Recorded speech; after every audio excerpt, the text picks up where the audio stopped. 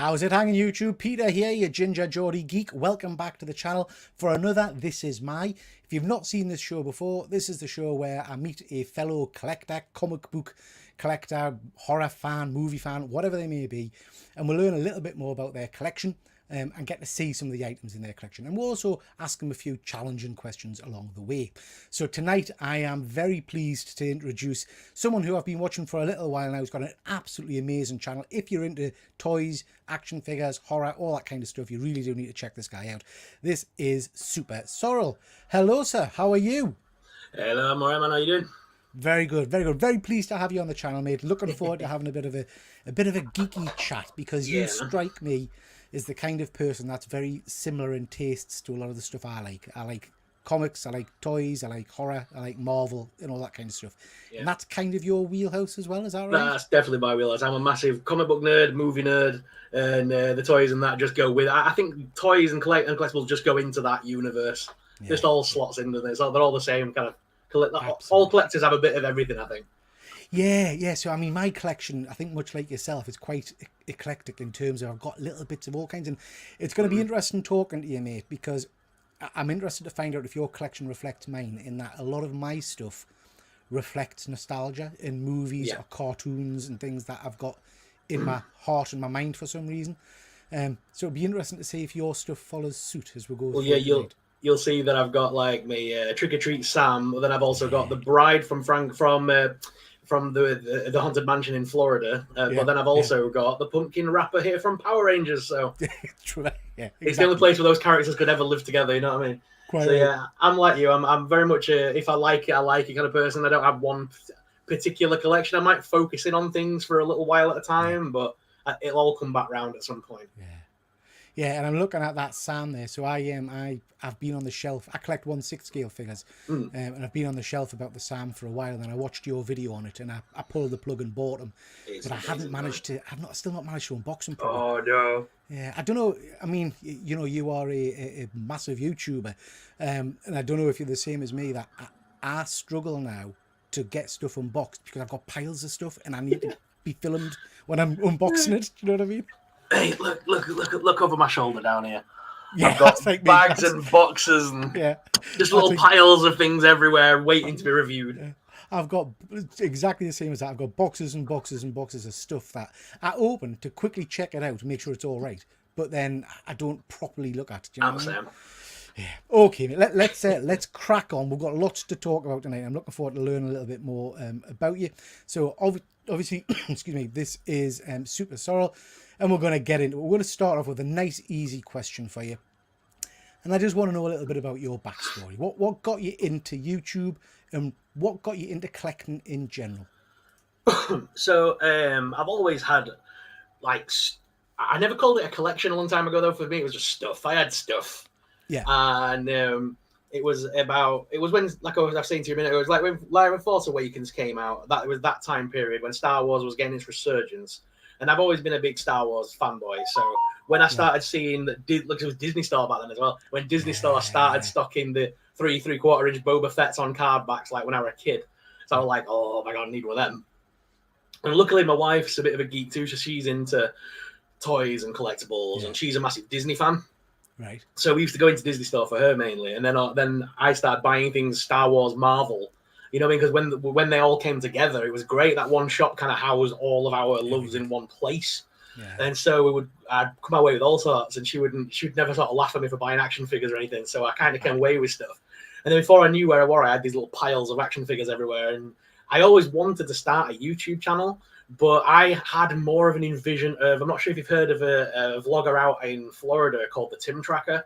He's like a theme park guy, and he goes around all the Disney parks, and that's kind of like, I was like, oh, I'd love to do that, but like from a UK perspective, and like do all the like Merlin stuff, and then I was like, I'll do that, but yeah, that never worked. So then I jumped on the gaming bandwagon like everyone else, and then it was my missus that went, you play games, but you're not really good at talking about them. Why don't you talk about the things that you're actually into, like massively? So that's when I started. Then I just decided one day I'm gonna open this Boba Fett and I'm gonna do it on camera. And that's where it came from. And literally, I filmed myself. One of my first videos is literally me in my dining room with a crappy light above my head, just using a camera on a laptop. Yeah. And that was the first ever video I put live on this channel. Right. Funnily enough, the Supersorrell name was never meant to stick. This is still my handle on YouTube, sorry, on Xbox. So it was my Xbox tag. I had that from when I was the gaming channel. I thought I'll use my gamer tag, and all these people follow me on Xbox. It'll be amazing. And I'll have all these people, and now I've got like 1 million followers on bloody Xbox. And like people, I constantly have to turn off all the notifications because I get invited to Fortnite about 1 million times a day. Yeah. But so I kept it as my gamer tag for the longest time, and it just stuck. The name just stuck. Then everyone calls me Supersorrell now, so like that, I just kept it as is. Yeah. And that became your kind of your handle evermore, I suppose, isn't it? So yeah, it just stuck then, and then so I went from there, and it just went from obviously I started once we got doing Star Wars quite regular on the channel, and then a friend of mine went, "Do you like Doctor Who?" And I'm like, "Of course, I like Doctor Who." And then I just did this live stream talking about Doctor Who. And then from there it was somebody went, "Do you like Power Rangers?" And I just started talking about Power Rangers. So it just became this thing of I'm an all-rounder geek kind of guy, and it just went from there. Yeah. And I think that's the interesting thing about you. You've got your fingers into all the pies, as it were. You're not just focused on one kind of area, you know. Now you mentioned Doctor Who there. I have to pick your brains because I got very excited recently about David Tennant coming back. What did you think of last week's episode? It was good. I enjoyed it. The meep. Yeah, I mean, I thought the twist at the end with the meep was very well done, and I am a massive fan of Tennant and Catherine Tate. I have to say, I know she's not everybody's favourite, but I love the banter between the pair of them. You know, I thought that was really good. Tennant is one of my favourite doctors. He's not my favourite, but he's one of, and I like the meat because instantly I said to myself, "Because that is going to be in every kid's bedroom this Christmas. That is going to be a plush action figure so quickly."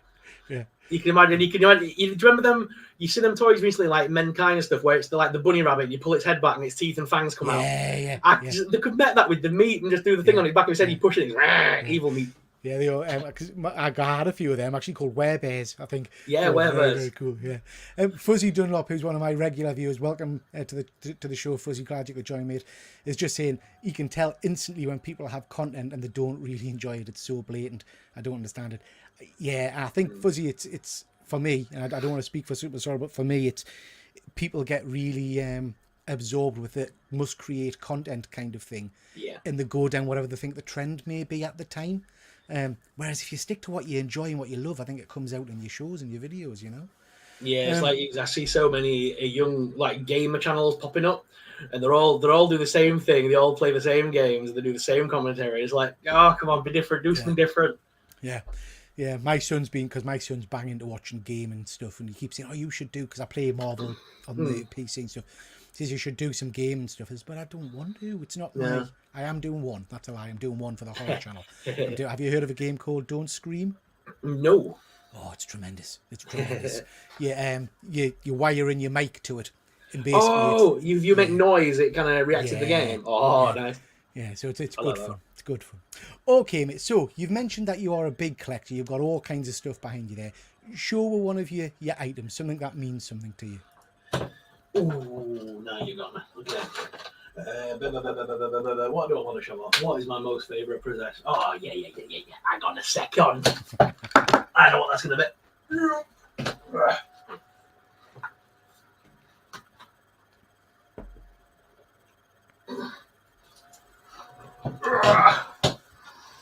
Oh, wow. Headless Horseman. So this is the Figure Obscura Headless Horseman. That is very cool. And I'm a big fan of the Disney Headless Horseman. Have you ever seen the cartoon? Disney's cartoon version? No, I don't think so. I've seen Sleepy Hollow, but I've not seen the cartoon, I don't think. Oh, you need to go on Disney Plus. The old cartoon, it's a double. It's the Adventures of Mr. Toad and Ichabod Crane. Right. And it's a 2-part thing. Like they've got Wind in the Willows and then Sleepy Hollow. And the Sleepy Hollow one, it's all sung by Bing Crosby. Oh, right. So it's like very croonerish, and he's telling the story of Sleepy Hollow. Yeah. And the Disney Headless Horseman is my favorite. And I always said I don't think they'd ever make a figure, and Disney never made it. But Figure Obscura came out with this bad boy, which is just so awesome. Yeah. And I've never seen anyone else make a Headless Horseman. It's not like a big thing. So I don't think I've never seen another like that. So it's so unique. Very cool. Figure Obscura, I haven't got any of their toys, but they do an Oh. amazing array of figures, don't they? Yeah, Some I've great got stuff their out there. I've got their Krampus now. I've got their Mask of the Red Death, and today they just dropped Jacob Marley as well for Christmas. That. Yeah. So I grabbed that as well. Oh, you've got that, have you? Oh, I got that straight. As soon as it dropped, I was like, "Yep, mine." Yeah. Yeah. In No, the it looks basket. stunning. Just hold that figure up again, mate, because the detail on it looks incredible. Oh, the details nuts. This thing were about 200 quid. It's not cheap, but it's absolutely nuts. He didn't come with the lantern actually. I gave him the lantern because it just looked perfect on him. The little lantern here, but everything else came with him, and you can even. This little piece here comes off of the neck, so you can put the actual like thing on his head, like the pumpkin on his head. The pumpkin on his head. But the best thing about the because they're made by Mythic Legions, and the best thing about them is all their figures are cross compatible. So you could basically pull this guy apart at the waist and put a different torso on, different legs. You can pull his arms off, put different gauntlets on. So you can basically build your own figures and make them look better. So like the base figure behind this is the base figure they've used about 600 times. I've got like 4 or 5 of them on my shelf. So you could technically build this without buying it. Yeah. But you can make and customize it to make it your own. It's so cool. Very cool. Very cool. I like that. Okay, mate. Another question for you. And this is the one I normally get a bit of grief for because it's a hard question. What's your favourite movie? If That's not hard at all. That's not hard at all. Oh, see, people normally say, I can't just pick one. What's your favourite movie then? Lost Boys. Lost Boys. Oh, okay. Lost Boys. I grew up with that film, and I must watch it at least once a month to this day. It's one of those films easily. Wow. Yeah. It's one of them ones that I can go back to time and time again. Never get bored of it. I can just put it on the background while I'm working, and I can hear that soundtrack, and it's just so nostalgic. It's so 80s. It's funny, So Lost Boys. I mean, I dare say a bit older than you, a fair bit older. But Lost Boys is one of those movies I remember watching a long, long time ago. And then me and a pal were I think you went on the Sunday, we went for the Love of Horror. Yeah. Just a month or so back. And we got tickets for the Friday night showing of Lost Boys with Jason Patrick. Yeah. And neither of us had seen Lost Boys for years.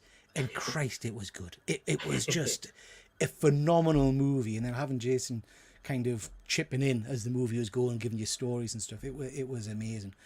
So you were at Look for the Love of Horror on the Sunday, weren't you? I was there on the Sunday, yeah. I was meant to be on there on a Saturday. I couldn't make it. I had to forfeit my Saturday ticket and go on the Sunday. Did you meet any of the Lost Boys cast when you were there then? Couldn't get anywhere near them. Really? Couldn't get near. And to be fair, I like going to conventions, and I don't like when you have to spend like 3 hours in a queue. I like the Lost Boys. I'm a big boy, a big fan. Yeah. But I couldn't sit in that queue for 3-4 hours wasting the day away when I've come like an hour and a half to get there. No, I want to see all the toys. I want to spend time with people. There's so many. Once you go, because I go to the Comic-Con scene quite regularly. Once you start going to like a lot of Comic-Cons, you meet the same faces. You get to know a lot of people. So I spend most of my day like having a pint with the guys that I hang out with, and you just have a lot of fun at the cons these days. So I couldn't spend that much time in a queue. But my favorite. Sorry, go on. No, carry on. I was saying my sort of reason for loving Lost Boys as well, because it still looks good to this day because they use practical effects, not CGI. If you look at the first Harry Potter movie, it's dated so quickly because the CGI is so naff. Yeah. Whereas The Lost Boys was made, 30, 40 years prior? And that still looks good because it's makeup, cosmetics, action animation on the screen. It's not done on a digital computer. Everything was done on set. So it looks brilliant to this day. Again, that's really interesting because you're singing my language. Anybody that watches my channel knows I bang on an awful lot about CGI these days and about computer effects and how I think it feels like it's got worse. Do you know what I mean? If I look at some of the Marvel stuff at the moment, it's worse than it was when they first started out. Don't get us started on She-Hulk and stuff like that. Do you know what I mean? It's dire. But you're absolutely right. Lost Boys, the effects in it. And again, we watched as part of the horror channel, we watched Fright Night, the original Fright Night. And again, all practical effects, and it still stands up. It still looks amazing, And then we went and watched the updated Fright Night, which is pretty good. But then the CGI at the end just totally destroys the movie, So if I had to push you then, so Lost Boys is a great pick. I love that. If I had to push you on a superhero related movie, what would superheroes. that be? So, are we saying any superhero at all? Like, any so superhero movie. okay, so my favorite two superhero movies from when I was a kid were definitely The Crow and Spawn. Wow, They were Spawn. Yeah, man. Them films came out. You got everyone always jumps on them like Marvel, DC stuff. The comic book movies were coming out long before that. Yeah, we had the original Tim Burton's Batman, but we also had The Crow. We had Spawn. There were so many of these older Rocketeer. Rocketeer's a stunner. Yeah. There's so many older comic books that were independent comics that got bought up because of Blade. So many indie comics then come out of nowhere. So Spawn was one of my favorite movies growing up. It's such a cheese fest, but I loved it. Yeah, as a kid, it's a dude that gets killed and comes back to life with the power of Hellspawn. Yeah. What's not to like about that? Yeah, and the effects on the face are very, very good as well, aren't they? Tell you mentioned, I mean, you're pushing my little memory here, but I'm thinking back now to first time watched a film called Mystery Men. Have you seen that? Oh my god, yes. Incredible what movie. The fuck? The Raja. Yeah, I love just that a superb movie. Good stuff, mate. Good stuff. Okay. But before we move on, I was going to say as well, if we're pushing for like favorite action sci-fi, I've got to say Demolition Man as well. Yeah. Love Still never worked out how the shells work. 3 seashells. Yeah, I mean, back in the day, Wesley Snipes was a god to me after a number of movies he did. But Sylvester Stallone, never been better. Sandra Bullock, that's a phenomenal movie, and it doesn't seem to get as much praise as it does. Do you know what I mean? It really is a classic. Fuzzy's in here, The Crow, Brandon Lee, superb Great movie.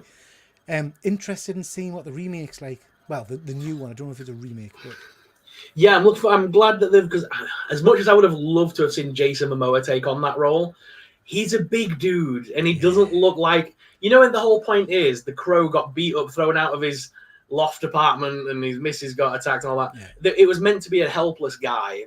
Jason Momoa doesn't strike me as someone that needs superpowers. Yeah. He looks too big and muscular. Whereas it's Bill Skarsgård, isn't it now? Yeah. So I mean, he's gonna just take it to a different level, I think. I mean, in my mind, and again, no offense to anybody, but in my mind, the Crow is supposed to be kind of a goth kind of caricature. Yeah.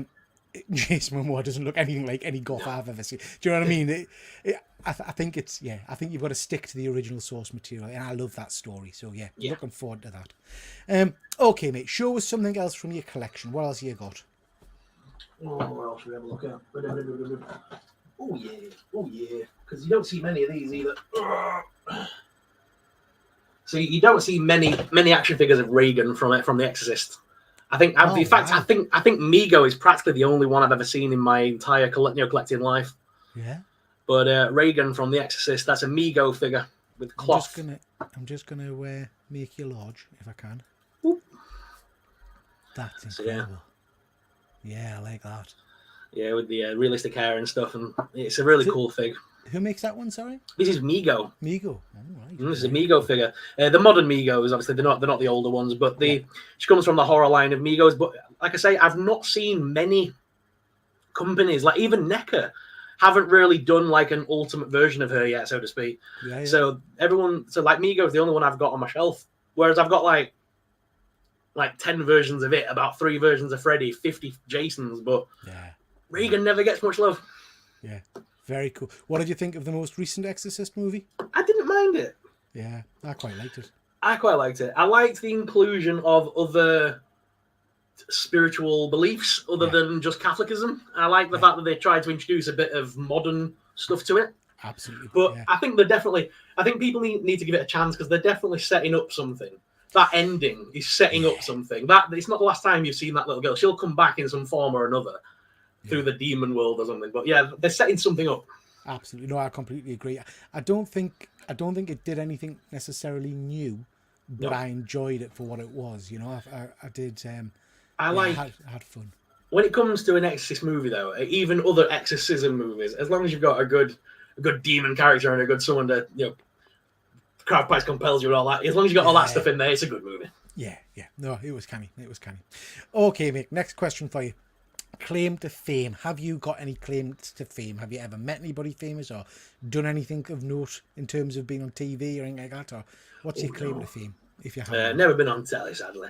I've done. I hosted a bunch of Comic Cons back in the day when I first started my channel and stuff like that. So the Yorkshire Cosplay Con it was called. They don't kind of do cons anymore. But I got to do their like panel hosting as a YouTuber when I was up and coming. They took a chance on me, which was quite cool of them. And they basically said, "Do you want to run the stage?" I was like, "Hell yeah!" So I got to interview most of the Doctor Who kind of people that you see at Comic Cons, your Sylvester McCoys and stuff. And I basically ran around with the microphone to the audience and kind of did their panels and QAs and back and forths with them. And I enjoyed that, but my favorite was doing Jason Page, the guy who sung. So yeah, the guy who sung the Pokemon theme song. All right, yeah, incredible. He was funny. That must have been a great opportunity then to get on stage and to meet some of these famous people. And sounds like then fun. I don't know. I've just other than that, I've been going to Comic Cons for donkey's years, so I know everyone at Comic Con. I go to a Comic Con, I know at least 30 people in the room. And as my YouTube channel has just got progressively more and more larger audiences, I tend to get stopped more and more now at Comic Cons. It's just fun just meeting people. But my favorite thing, my favorite celebrity that I ever met was in MCM London, and we got to meet Jay and Silent Bob. So Kevin Smith, Jason Mewes. Jason Mewes is the funniest man alive. And we ended up just chatting about his kids for about 20 minutes. Really? That was the weird part. I'm having a conversation with Jay from Jay and Silent Bob about my daughter. It was the weirdest thing ever. He was saying that he were a dad, and he hates the fact that he has to go halfway around the world and leave her behind. And we're kind of soured about because I was in London, my family were up north. I was sort of just back and forth with it, but he's such a cool guy. Yeah. I mean, I've not met him, but I've heard lots of good stories about him. And people with great because I was talking to a pal about this recently about the convention experience. I've been going to Comic Cons for years and years and years. Back when they were in a church hall and it was just musty comics. Do you know what I mean? And now the experience is very monetized and kind of meeting guests and things like that. A lot of the time when you go to some of these big cons, like we did Liverpool a few months back, you pay your money and it's literally a photo last seconds. There's not a lot of opportunity to interact anymore, which is sad. Some of the guests really do jump on it, but others, you can tell they perhaps are worn out because it's a long day for them, I guess. Yeah, that's why I like going to some of the smaller ones up north, where Clemso, and that is, I've met Clemso so many times now. He's such a cool guy. We just sit and talk about action figures for an hour. Yeah. Yes, good stuff. Okay, something else to show, mate. What else have you got? Oh, let's have a look. What else do I want to pull down? These were good. So, where are we?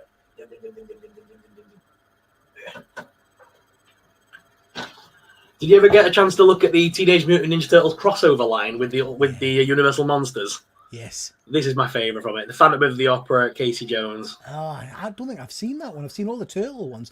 Fuzzy, who's in the comment, I know he was looking at them a while ago, but I don't remember seeing the Casey Jones. Yeah, and Casey Jones comes with the half-broken mask as well to match the sort of Phantom look. And he's got all his mouth doll disfigured underneath. Very cool figure. They're about to release two more. They're releasing Leonardo as the creature from the Black Lagoon and Raphael as the werewolf. Very cool. Wolfman. I didn't pick up any of those, but I have to say I'm a massive Masters of the Universe fan. They've got a turtle crossover with Masters of the Universe. And there's a one that really tickled us, which was Mouse Jaw. So Lockjaw crossed with a Mouser. And I thought, that might come home. I might have to go for that one.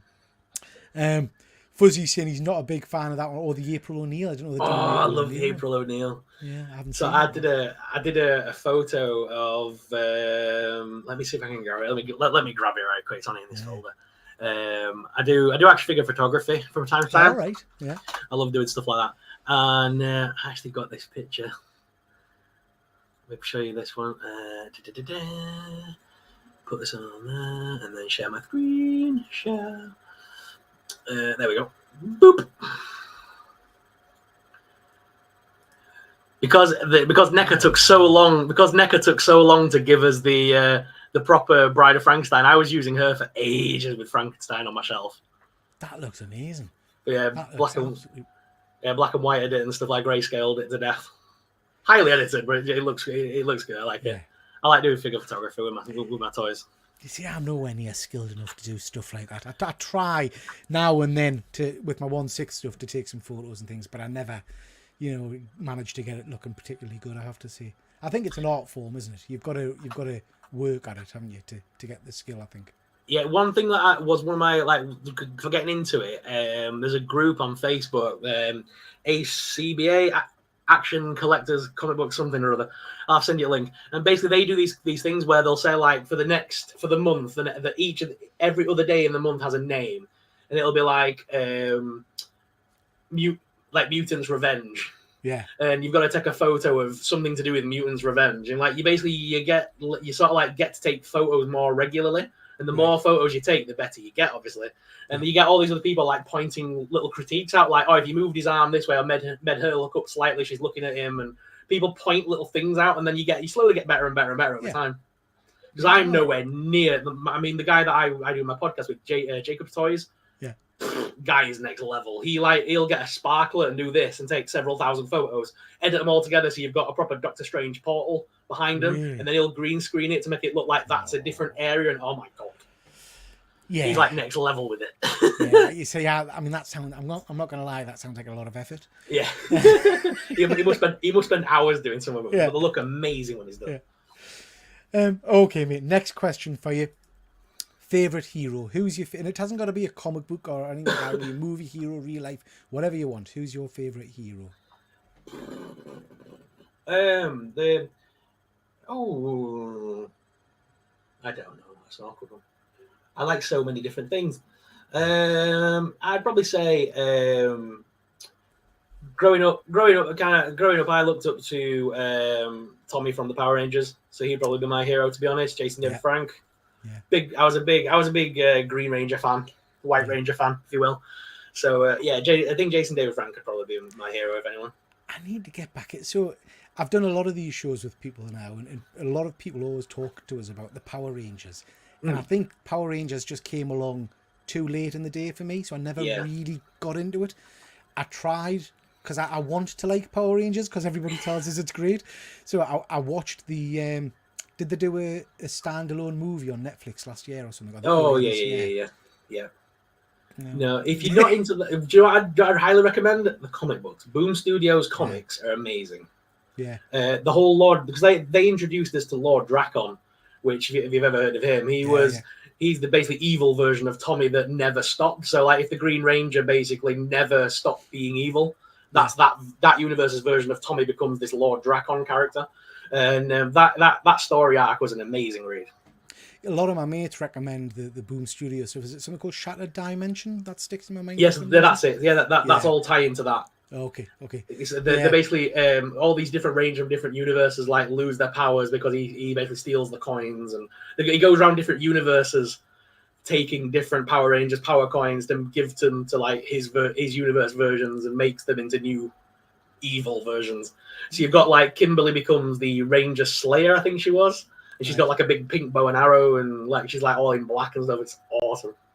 But the comics were made for our generation. So the comic books were made for the people that watch the original source material and the original few seasons, and then they've just ran with it from their own from there. And they're about to do another great arc as well, where Kimberly, Amy Jo thingy, she's writing her own story. All right, okay. That's because she wasn't able to be a part of the anniversary show on Netflix, right? And she didn't like it. She weren't a big fan of it, so she's basically writing her own version of it, what she would have liked to have seen. So that's interesting. I'll have to check that out. Like I say, a lot of people recommended the Boom Studio stuff, and you can get it in. I'm a bit of not a snob when it comes to comics, but I like a nice hardback edition. I like nice, and I know you can get the Power Rangers books now in some really nice looking, hardbacks. So I might pick up a few of them. Shiny, welcome. Nice to see you, my friend. Fuzzy is just saying it's a generational thing. I think Fuzzy's around a little bit younger than me. He's too old by the time Power Rangers arrived and thought it just looked bad. I have to say, and I know for someone like yourself, Supersorrell, who's a proper Power Rangers fan, you might not agree, but I quite enjoyed the big budget movie they did a few years back. That's the reaction I normally get. It It didn't turn us off. Put it that way. I think if you're a fan of sci-fi and just general action movies and superheroes, you're fine. If you're like a diehard fan of the original stuff, you're not gonna like it. Yeah, but anyone that's not a big fan of the original kind of could latch onto the new one. Yeah. And that's always going to be the argument. I guess for me, that sounds very similar to how I view the Michael Bay Transformers movies. Yeah. You know, I'm a big fan of the original, so watching what they did to Prime and stuff like that just made us want to vomit. That's the thing. I was never a big fan of the cartoons in the 80s. I didn't grow up with that. I was a little bit too young for that, so I didn't grow up with Transformers. Yeah. I was never a big fan of the toys as a kid, which is probably sacrilege to say as a 90s kid. But I loved the movies coming up, like the 2000 movie, Michael Bay. I was a big fan of them, and they're the reason I got into Transformers was the movies. Yeah. Yeah, I mean, you're wrong, but, you know, never mind. I suppose there's a whole thing about, you know, Star Wars as well. Like, a lot of people argue that, you know, Disney ruined Star Wars, but Disney introduced my daughter to Star Wars. She thinks Rey is Star Wars. As much as people hate Rey, like our generation would hate Rey, my daughter thinks Rey is Star Wars. You know what I mean? Yeah. She goes to Disney World every year and gets so excited to go to Galaxy's Edge and see Rey. Yeah. So it's just each to their own. Everyone has their own introductions to things. And... Absolutely, I completely agree. And I think it depends. It depends when you come into the franchise, and for people like us, you've got a lot of nostalgia and stuff attached. But every film is someone's first film, I suppose, and that's what they fall in love with, you know. And Star Wars is an interesting one because that crosses so many generations of people who are adamant, you know, that the original trilogy are the only Star Wars movies, and then you've got people who love the Phantom Menace era and things like that. And I think we can all agree that Luke Skywalker drinking weird milk from creatures, that no one likes that, surely. No, I don't think anyone likes that one. It was actually Star Wars Rebels that drew me back in quite a lot. I liked the whole story with Kanan and Ezra, and kind of the whole master apprentice story again, and like them two were kind of training each other kind of thing. I liked that it was set in that sort of like the Star Wars world that I remembered from the 70s movies, and it was set in that world, and all the artwork was to look like the original artwork from Star Wars. So just for me, that just all hit nostalgia as I was watching it. I've not watched Rebels. I've heard great things about it, and I was tempted to go back and watch some of it before Ahsoka came out, but I didn't. What did you think of Ahsoka? Oh, I liked Ahsoka. Ahsoka's brilliant. Ahsoka? Yeah, I wasn't sure. I thought there were some great episodes in it, and then other episodes didn't do it for us. I think if you're a big thing is that's the thing. If you've never seen the cartoons, there's a lot of story that you've probably missed because there's a lot of things going on that planet that they didn't talk about. But if you watch the cartoons, you know about Mother Talzin, and you know about all the witches, and there's a lot of backstory that they fleshed out in Clone Wars. And I think there was going to be some big plans for Ray Stevens, but sadly he passed away. I think there was going to be some big plans for that character. Sadly it's passed on now. Devastating, isn't it? I was at Star Wars Celebration. I don't know if did you get to Star Wars Celebration this year? I didn't get down there, no. Yeah. But Ray was there, and saw him on the big stage, as it were, and the outpouring of love, even before anybody had seen his character, you know, it left us thinking, I'm glad he saw how much he meant to the fans before his sad passing, you know. Because phenomenal performance. I loved his performance in Ahsoka, I have to say. And it felt like he just fit into that universe so well. He just slotted right in like he'd always been there. Clever. Okay, mate. Show us something else from your collection. Something else you want to show. As it's Christmas. Let's have a Krampus. Oh, that's pretty cool. Hang on, let us make it big. That looks... Okay, that's interesting. That's not the Krampus I was expecting. Because I've seen the Krampus movie? Yeah, so the Krampus movie came out. This one is the figure obscura again. This is again another Mythic Legions figure. They made like a proper traditional version of him, and he even comes with the basket that supposedly in the German folklore, the idea is he would shove naughty kids in the basket. Yeah. They'd hear the sleigh bells thinking Santa's coming, and this big thing turns up. Yeah. He's got his thorns to whip them with as well. It's very dark bit of fantasy, but it's an amazing figure. It's a great figure, and it's interesting. I was actually just flicking channels last night, and I came across the Inside. Do you watch Inside #9 MTV No, series? I'm not It's a saying that. great series, kind of an anthology show, and they did an episode on Krampus, so it was very cool. Yeah, we've got Better Thief here. Nice of you to join with. Thank you very much. Rebels and Clone Wars cartoons are some of the best Star Wars. Yeah, very cool. I'll have to go back and check them out at some point. Okay, mate. What I want to know now is what pees you off? What gets on your nerves? What's your tipping point? If something's going to irritate you, what's it going to be? Toxicity in fandoms these days. Can't lie. I think I don't know where it suddenly, because like it was. You got to remember, not that long ago, us geeks were shoved into a corner and told to shut up and behave, and we were like the shunned of humanity. Yeah. And now gaming, everyone's got a gaming console in the front room. You know, everyone's got comic books. It's now not seen to be weird to be a comic reader at age 40. It's cool to collect toys now. It's cool to collect, you know, pop vinyls and all this stuff that we loved and, you know, we brought out. We brought to the world kind of thing. Absolutely. Yeah. But then out of that, you'd think there'd be a lot of love and outpour, but for some reason, it's like Nerd Strikes Back, if you want to call it that. But there's a lot of toxicity now where people do this whole, that isn't my Star Wars, that isn't my Transformers, that isn't my this, and they will argue it to the death. Yeah. And it's like that puts people off of communities. Yeah. And I've seen so many, especially in the cosplay community, it's terrible. It's harsh, man.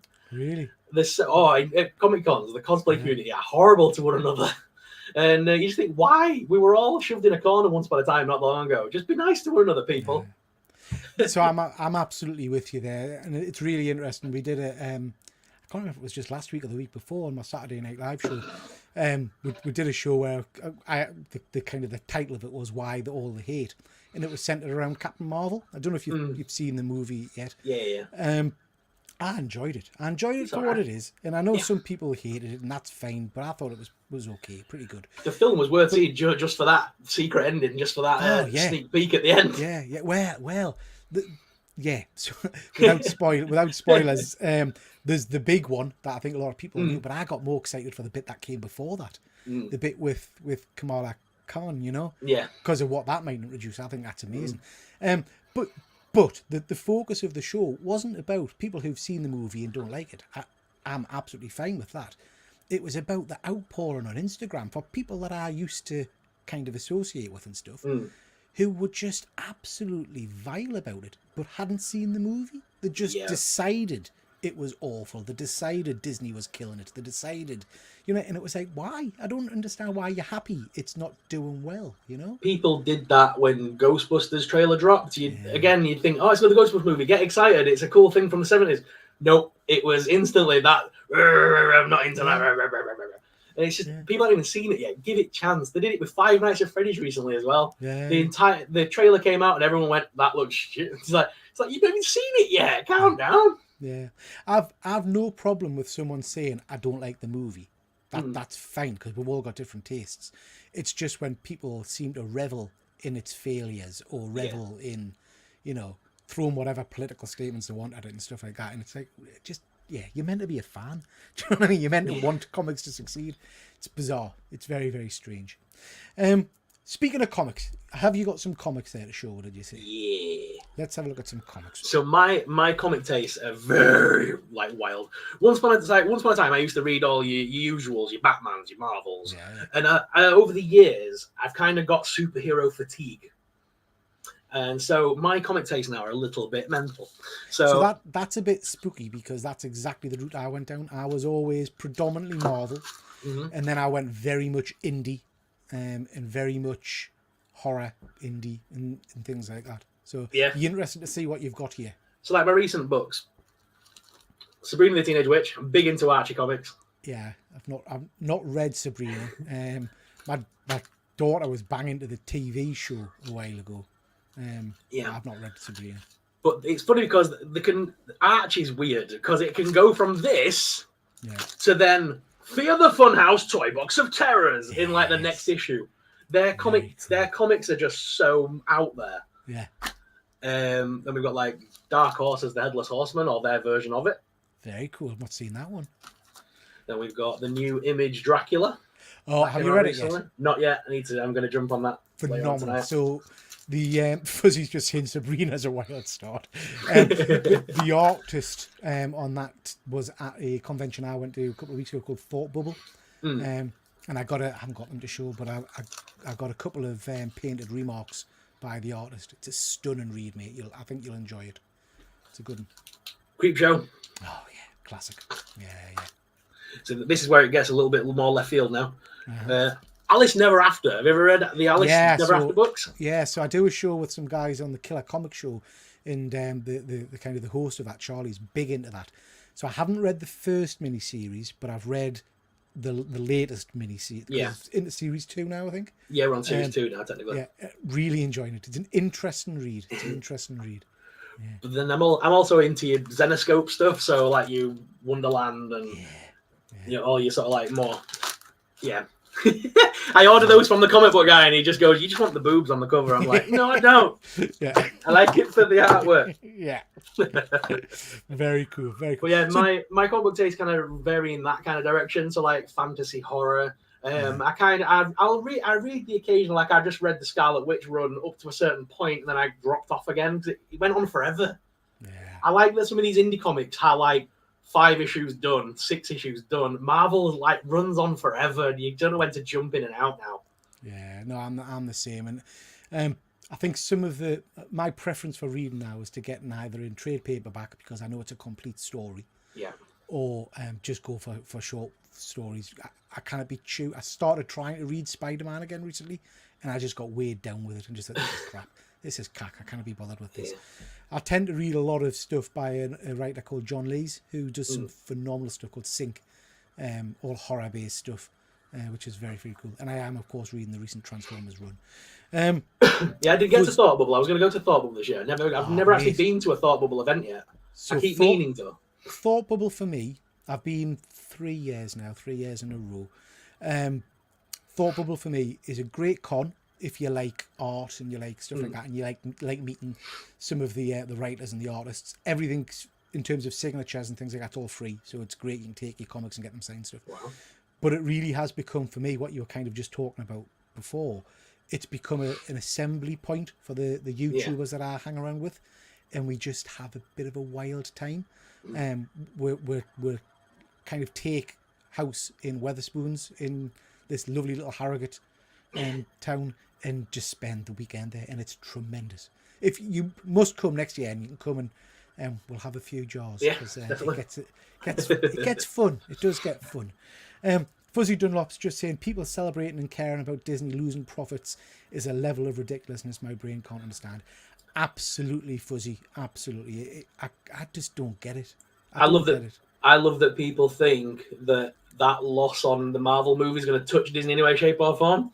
Yeah. Disney just needs to have one good day at a theme park and make that back in a few hours. Absolutely, yeah. I just find it strange that you've got... I know I'm banging on about it, but it's bothered us over the last few weeks, to be honest. You've got people who say they are comic book fans and are like reveling in the fact that stuff's failing. And it's like, do you want to go back to how we were a few years ago where there wasn't any decent content or very rare content and we were kind of shunned almost? Do you know what I mean? Just enjoy what's out there. And if you don't like it, fine, don't like it, but don't make a massive song and dance about it. We've got Bat Dan here. Bat Dan was at Thought Bubble, got to meet him. No problem at all. Nice to see you, my friend. Fuzzy is saying Dracula is brilliant. It is, mate, and the art style in it is just amazing. There are, I think it's issue 2. Fuzzy, correct us if I'm wrong, but there's 2 interconnecting covers to look out for, which are stunning. One covers Dracula leaning over, and the other covers a lady, and when you put them together, it's biting her neck. It just looks phenomenal. Because this is the start of a new sort of universe comic crossover book, isn't it? Eventually, it's building up to that, isn't it? Yeah, and that's by James Tynion, and he's a great writer. He does some amazing stuff. Sean, Love and Creep Show, good stuff, mate. Good cover, boobies, and we've got Kenneth here. Nice to see you, Kenneth. I hope you're well, my friend. Okay, we'll ask you another question. What is a perfect day in your life? What if you could design a day that's just going to tick all the boxes for you and make you happy, what would you be doing? So usually it's my day off day. It's my favourite day of the week. I will, the missus goes to work, little one goes to school. I jump and go to a comic book store. I spend a good hour thumbing through ridiculous amounts of dusty old comic books, and then I take my findings to Weatherspoons and sink a couple of Guinnesses, have some dinner, and sit and read.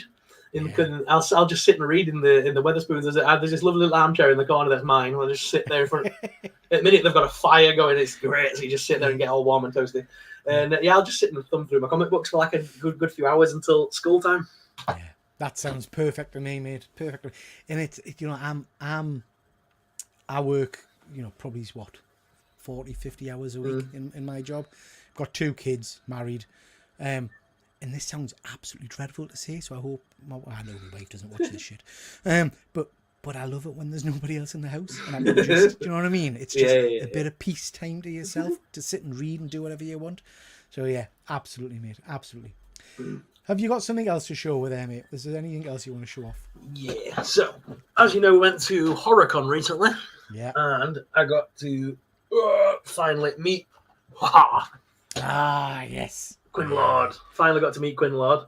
Yeah. And it was cool to meet him, but it was obviously, for some reason, in my head, I know he is Sam and he's the little boy, but for some reason, when because they put him on the stage, they interviewed him, and I'm like, and it never crossed my mind to think that this guy's now 10 years older. You know what I mean? So it's like he's talking about when he was like a child. It's funny you're saying that, because one of the comments, because like I said, I went with a good pal of mine, James Keegan, and we're talking about the fact that he was doing photo shoots in costume, which is tremendous. Yeah.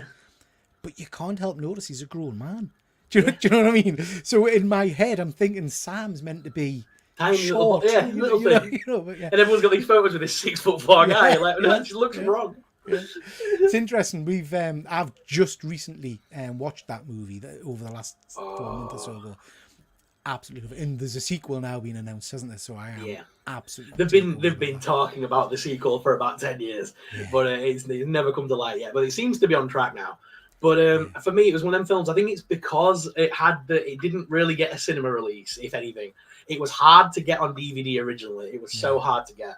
Universal kept it canned for about 3 or 4 years, and then it suddenly came out of nowhere, and it had it just had such a big hit on the horror community. It was like it's become the horror movie of Halloween, more or less now. Yeah. I know that every horror fan usually puts that film on every October, 31st. It's either that one or Michael. Yeah. It's one of the two. It's just such a well-written film in terms of how all the stories interconnect with each other and things like that. And it's the fact that they even planned out the timeline so that you can see certain characters in the background of other scenes, and then later on it's the other side of that conversation. It's so well planned out. My mate James, when we were recording our review of it, was killing himself laughing because I don't know how. I honestly don't know how. I'm just going to blame old age, but I'd completely missed the fact that at the end when they get the vampire, I hadn't realised that was the guy from the start. I just didn't see it. Do you know what I mean? And he was like, "Are you kidding?" I says, "Well, no, I just didn't clock." But yeah, an amazing movie. I thoroughly enjoyed it. Can't wait for the sequel. I really. My thing is, the thing that I was laughing at the other day is because it's obviously Michael Dougherty who's making the sequel as well, and he made Krampus, and he keeps saying Sam's going to have a worthy adversary this next time, and I'm like, in my head, I'm going, please don't do it. I'm waiting for them to announce now Sam versus Krampus. Yeah. And it'll be some weird story that Sam overslept Halloween and he's woken up to a different holiday. They'll make some weird little film like that and it'll ruin everything. Do you know what? I'm a big fan of anthology type stories. Yeah. I like just short little snippet stories. Do you know what I mean? Mm-hmm. I just want more of the same, to be honest. Yeah, definitely. I just want the same kind of stuff. You want just a new bunch of stories in a different city, street, or whatever. Yeah. Then Sam just intertwines with them all. Yeah, that's all you want. Yeah. So, speaking of Sam, then here's a question for you: favorite villain? Again, can be comic book, movie, can be anything you want. Who's your go-to villain? Oh, Freddy Krueger. Freddy. We grew up with Freddy. Love Freddy. Yeah. Because it was weird. Because I've talked about this on my podcast before. Do you not find back when we were coming up, your parents didn't really care about the age range of a movie? Oh, me. So again, I'm maybe a little bit. I'm a couple of years older than you.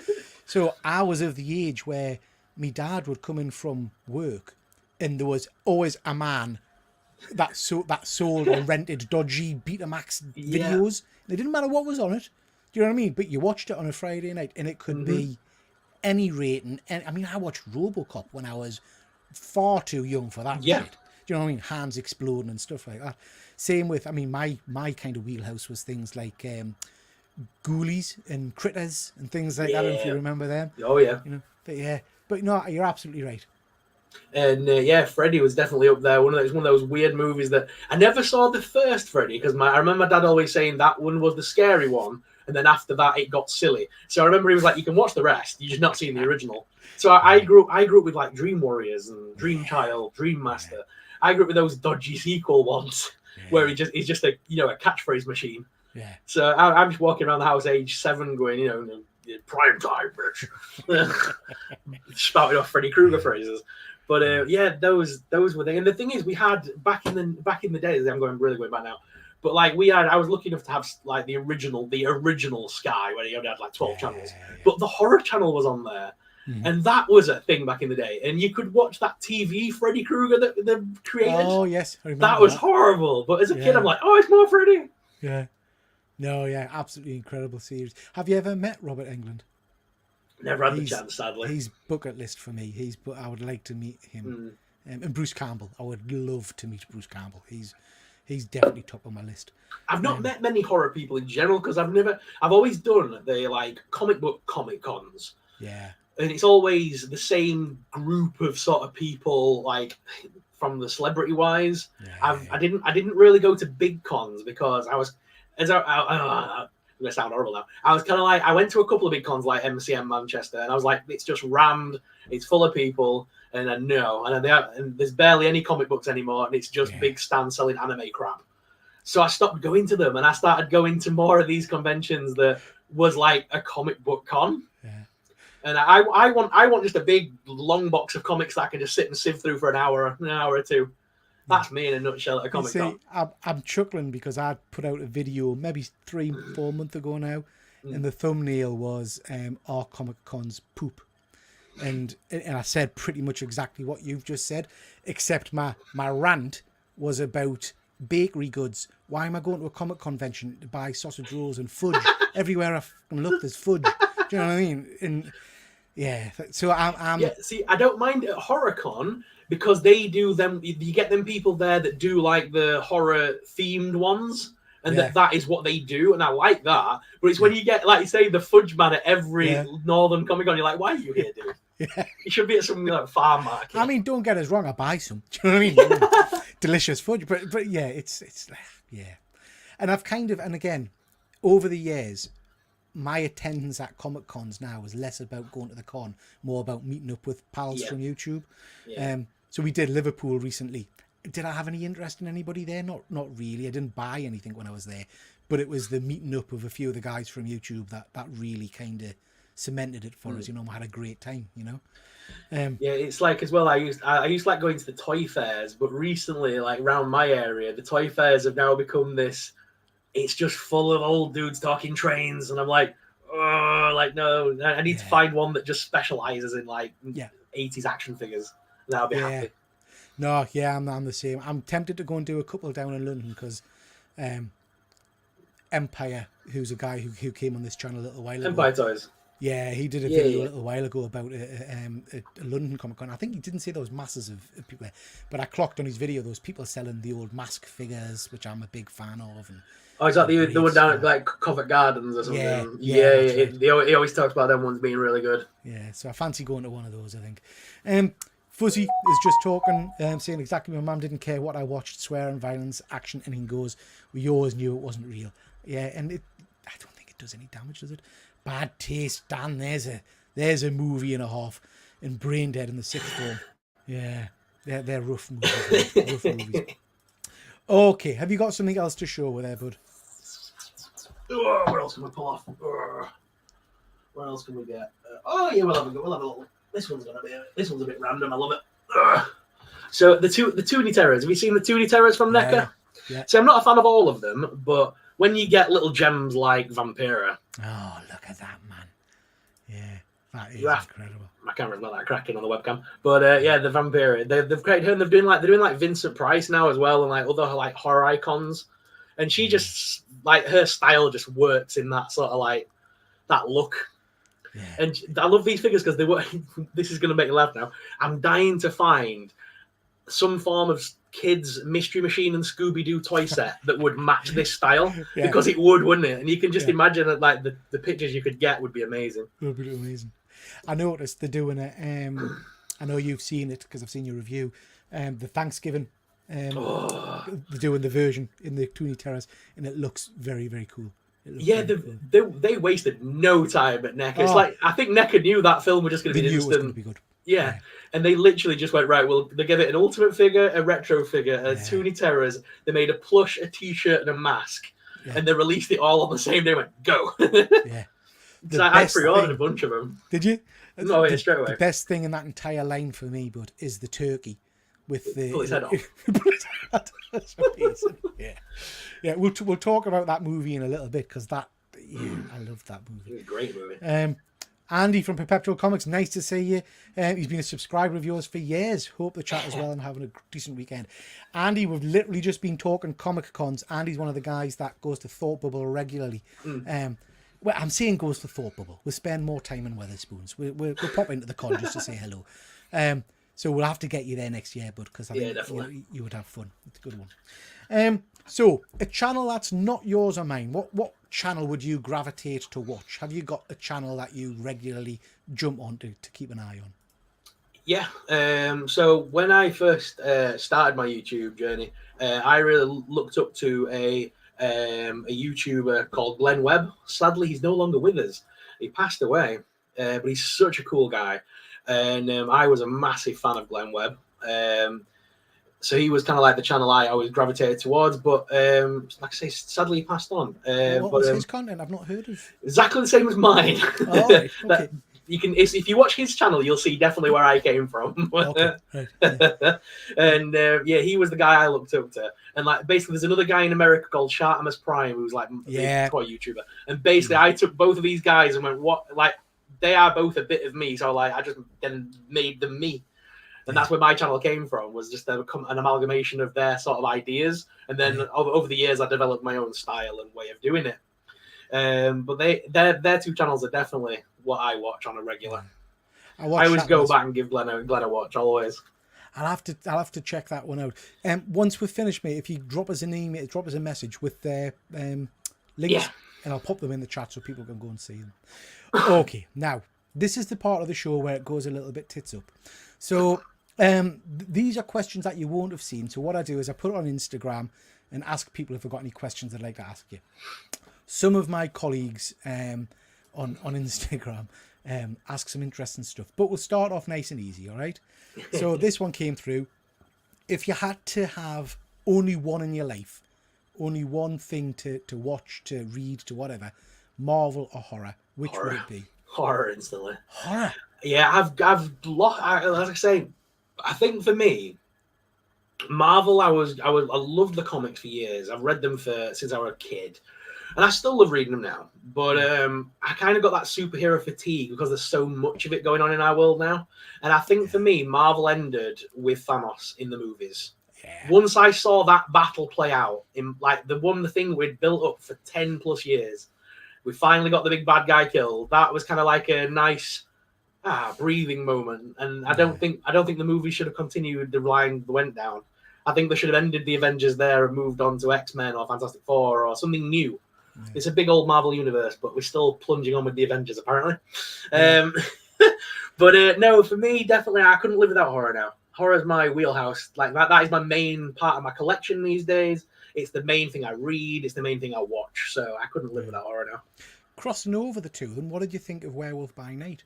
I loved that. I've been a fan of the comic books for years because the thing is, it's always cool to say I was there first with the comics, but I literally was. Legion of Monsters was a big thing growing up for me, and the Night Stalkers, Midnight Suns. Yeah, remember before the game came out, before everyone knew what it was. But no, for me, Legion of Monsters is where it all began. So that was like Amphibian, Dracula, Frankenstein, Werewolf by Night, Blade, all them kind of characters that didn't fit anywhere else got shoved into that little book. And that's one of my favorites growing up. And I'll tell you this, when I went to, as a kid, I say as a kid, I was about 13, 14, I went to Wakefield, this the old vicarage it was called in Wakefield. And it was like, there was like a shop on top called Hellraiser. There was a comic book shop in the middle and a tattooist at the bottom. Weirdest combination of shops ever. And I went and sat down in this comic book shop one day. And the old guy that ran it went, "What are you looking for?" I went, "Something new." And he just tossed this binder in the air into my hands. And went, "Have a flick through them, son. They're all 50p a piece." Starts flicking through. It was like really old versions of like Dracula Lives, Werewolf by Night, Moon Knight. It was all these comic books that I've never heard of, obviously, growing up. All I really knew was X-Men and Spider-Man and Captain America. So I started seeing all these other books like Blade, Morbius, The Night Stalkers, Hannibal King. And he literally, that binder, I was like, I looked at him and went, "How much do you want for the binder?" He went, "Give us a 20 quid. And I'm like, sound. Yeah. Slapped the 20 quid down and ran away. And I had this big binder of comic books. And my dad went, "Did you spend all your money in one go?" I'm like, "No." But I remember that was like the comic books I read that in like one entire summer. Like, the school holidays. I had this big ass binder of books and I just read this entire back catalogue of horror from Marvel. So yeah, I'm a big fan of it crossing over. Some of the Marvel stuff back in the day, the Marvel horror was really, really strong. I mean, you mentioned Night Stalkers there. I remember when that first came out, and it was phenomenal. Yeah, with Hannibal King and Morbius before. Yeah. And when the again, I was reading comics quite heavily at the time when they rebooted the whole Midnight Sun stuff, and they rebooted Morbius, and he was in like a leather biker kind of outfit and stuff, and it was really good comics. Far cry from the Morbius movie recently. Next question. This is quite a good one. This is from Cliff. 3 of your favourite things from 2023. What have been your 3 highlights this year so far? The Thanksgiving movie was definitely one of the strongest horror films of the year for me. A lot of people said that talk to me, but I didn't think that was scary. It was all right. When everyone was saying it was the scariest film of the year, I'm like, I ain't. I never, do you know what? Whenever I hear scariest movie ever, or my favourite is, people were vomiting in the cinema. Bullshit. It's, it's just crap, but yeah. I thought it was all right, that one. So yeah, so that'll kind of be my film of the year. My action figure of 2023. It has to be the Super 7 Nosferatu. Yeah, it's a nice one. That was an amazing figure. And then final sort of thing. Five Nights at Freddy's finally becoming a movie. Finally getting its movie after being ripped off about 1,000 times. So that I mean, it's almost as if we planned it. That leads on to your next question from my pal James. James and me, you've got a another channel called One Good Scare. And, we both went and saw Five Nights at Freddy's. I've never played the game, so I went in completely fresh. I have to say neither of us particularly thought it was great. And I said I really preferred Willy's Wonderland. Yeah. So James watched Willy's Wonderland, and now it's become a point of contention because he says Willy's Wonderland is shit. So what's your take on it? What do you think of Willy's Wonderland? So Willy's Wonderland was it was that film that came out about the same time as when they did that dodgy Banana Splits horror movie. They were all rip-offs of Five Nights because Five Nights was in development hell. A load of people jumped on the bandwagon and tried to beat them to it. Yeah. And I think Banana Splits was even a rip-off script, to be honest. Yeah. Willy's Wonderland, though, that was funny because I liked the idea that Nicolas Cage doesn't speak a word in the entire movie. Yeah. Because everyone always says Nicolas Cage is because of his outbursts, so he just kept it shummed the entire film. I love that. And it felt like Five Nights, but it's dodgy cousin that no one wants to talk about. It feels like it belongs in that universe, but it's just a weird alternate version of it. If they crossed them over at some point, I would not be mad. Put it that way. Yeah, superb. But no, I liked it. That was a good movie. I really like it. And I liked it more on the first viewing. Second and third viewing, I started to think, it's a bit weird, but yeah, I think it's a good. James just likes to poke fun at us because he thinks it's dog shit.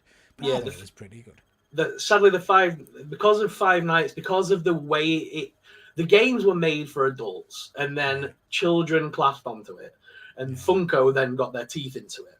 And ever since, it's been watered down. Every other game that's come out after the originals have become more and more watered down to the point where you've now got a Five Nights at Freddy's mini game on your phone that's like little cutesy versions of them, Yeah. and the fact that half of the merchandise looks like this now. Yeah, So yeah. the film was never aimed at us. It was Yeah. it was aimed at as much as she shouldn't watch it. It was aimed at like my daughter who's 9. It was aimed at her to get her into it, to get her to play the games, to buy the Funkos. That's literally it. It's a giant marketing ploy, isn't it? Really? Yeah. I think I think going into it blind, not knowing much about Five Nights at Freddy's, I was disappointed because I was expecting more horror out of it, and I don't think it really delivered on that. That said, I'll watch anything with Matthew Lillard in it. Do you know what I mean? And he's signed up for, I think, 2 more movies. Yeah, I think the idea is we've got the Five Nights at Freddy's 1 kind of crossed the original games. Now I think we'll jump into Sister Location, and then the 3rd film will probably be the latest one, Security Breach. Yeah. I reckon that's how they'll play it. But I just like the fact that Matthew Lillard managed to fit in the ghost face with the knife. I like that little touch. Yeah, absolutely. That was in there. I love that. Love that. Okay, next question's from Fuzzy. Fuzzy always surprises me. If you were to have a statue erected of you, what is the pose and where does it go?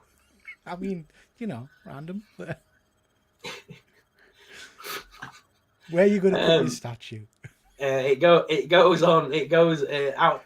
Where would it go? We'll stick it in my back garden because nobody else would want to see it. And it will definitely be me doing a dodgy superhero pose. So that when archaeologists find that in 30 years' time, they'll be like, who's this dude? Yeah. He was obviously King of England at some point. That's what they'll say. Yeah. Tremendous. Okay, mate. Show us something. Sorry, I was going to go off on a complete tangent there. No, go on. I was just saying on that note, you just wait for the day the archaeologists find and dig up Disney World and think that we all prayed to a big god mouse. Yeah. And this is the other thing Fuzzy likes to do. He has a very specific answer usually in his head. And I don't think any guest has ever gotten it quite right yet. But he says the correct answer is dressed in chainmail, on horseback, swinging a sword. Thanks for playing. Very good. Very cool, Fuzzy. Thank you for that. Okay, show us something else from your collection, bud. Cool. What else have we got? We'll go for something new. I picked this up. For the love of horror. I can't believe I managed to find this for just 50 quid. So This is Mezco 112. These figures normally run you about 70, 80 quid. Yeah. Easily. This guy had a brand spanking new on the shelf. $49.99. I literally, 50 bang on, sorry. 50 bang on. And I saw it and I was like, mine.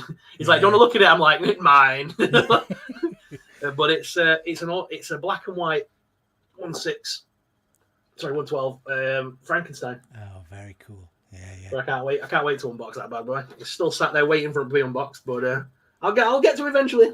We'll get there eventually. But yeah, he's my newest addition to the sort of collection, and I can't wait to get him out. This must be what, my 5th version of Frankenstein now in my collection. Very nice. So is that the scale you predominantly collect? Yeah, 112. So 6-inch action figures is where my love's at. I do have some bigger figures, but the bigger figures that I collect, people think I'm weird. So if I just scroll up a little bit, you can just see them. Yeah, I've seen some of those on your channel. I like your Chucky. Yeah, so I like your Chuckies and that, but I'm a big fan because my daughter collects them with me. Me and my daughter both love getting the Living Dead dolls. Yeah. So these kind of scale. Yeah. And then she's a big fan of the Monster High dolls. She loves Monster High.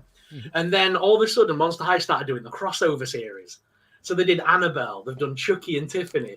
And I was like, that's straight up in my wheelhouse. So that was something I was like, well, should we get them together? She's like, yeah. She could never afford them. They're like 70 quid a pop. But I was like, well, if I get them and keep them nice. And she's like, yeah.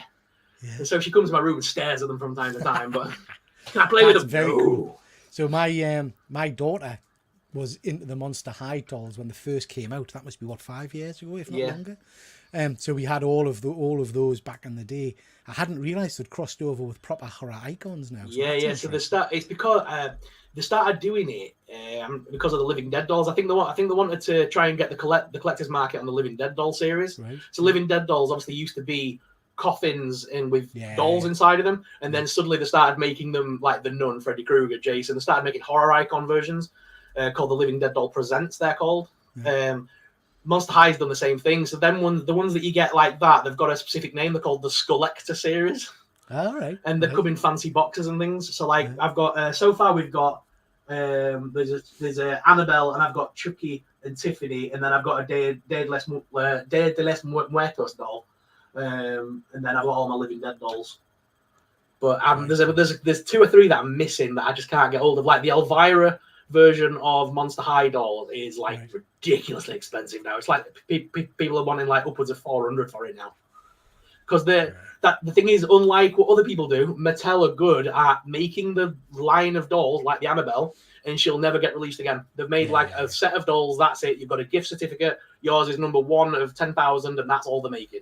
Yeah. And they'll never re-release it. So they keep the value quite well. Yeah, very cool. Very cool. I like them. Okay, mate. If you were to give some advice to someone who's starting off in YouTube or starting off in collecting, what advice would you be given? Be yourself. Just be you. Yeah. People will tune in for you if you're real. If you're a real person sparking real conversation, that's what people want. If you're going to be the same as every other YouTuber and start doing that whole, we're going to play this game today, guys. Yeah. And a bit like Cartman in South Park, when he does his game. It's when you've got to be yourself. If you're going to be the next big game YouTuber, you've got to do it from the heart. You can't do it half-cocked. Yeah, I think that's great advice. I think there's a lot of well, certainly the people I watch are all people who, as Fuzzy mentioned earlier in the show, people who you can tell are genuine and actually enjoy what they're talking about. Yeah. So I think that's great advice, mate. Okay, last item to show. What have you got to end what on? That's like a thing. What's the last thing I'm going to show? No, I think what can I get down? Hang on. Yeah.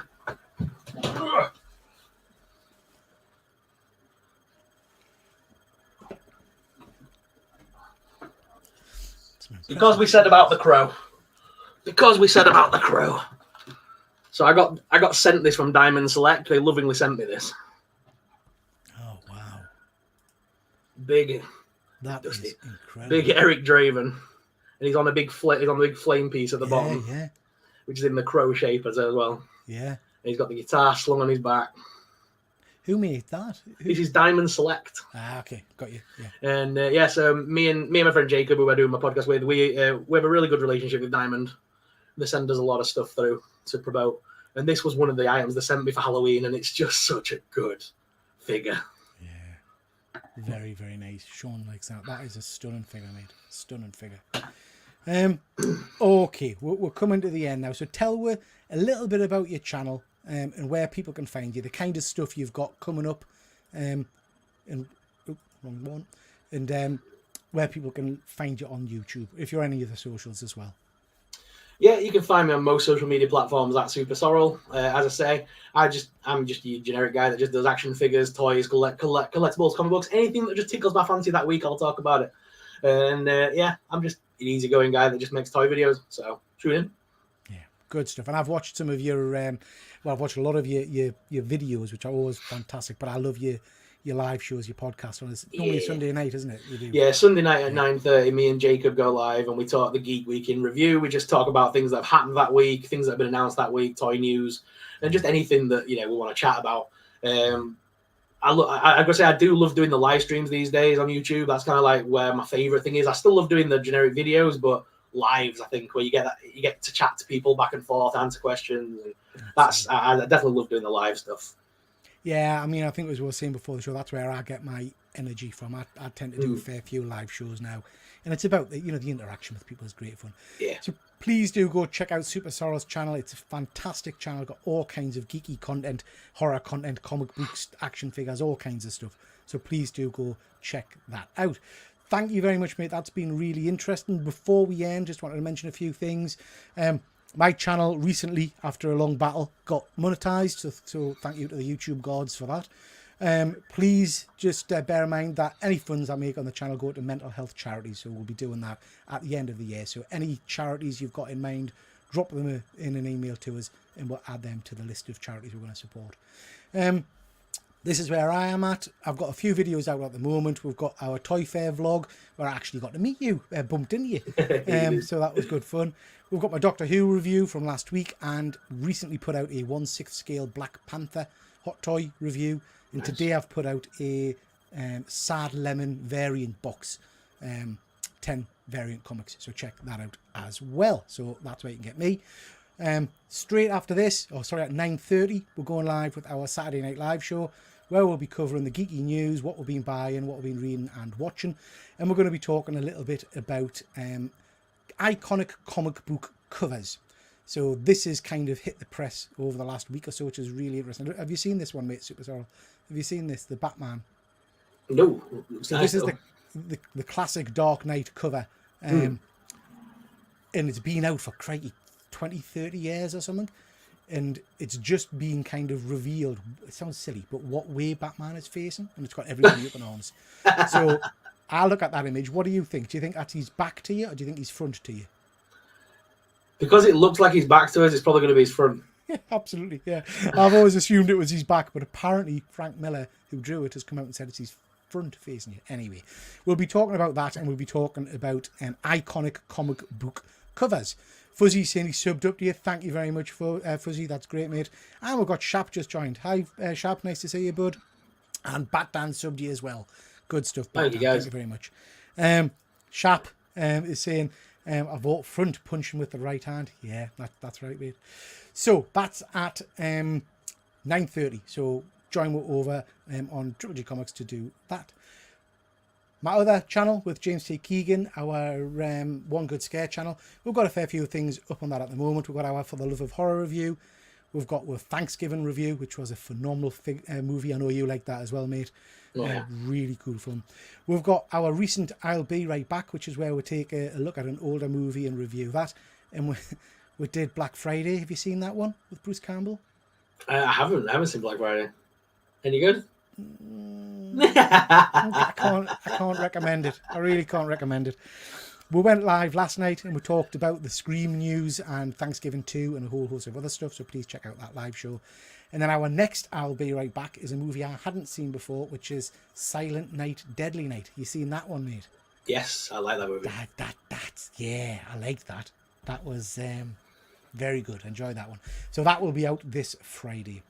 Okay, that's your whack, everybody. Thank you very much for watching. We've had lots of people in the chat tonight, which is great. Thank you very much. And a massive thank you to you. I really do appreciate you joining us, mate. No. Nice to meet you and to learn a little bit more about your collecting habits. Next live show from you is tomorrow night, is that right? Yeah, 9:30 tomorrow with Jacob Stories live for the Geek Week in Review.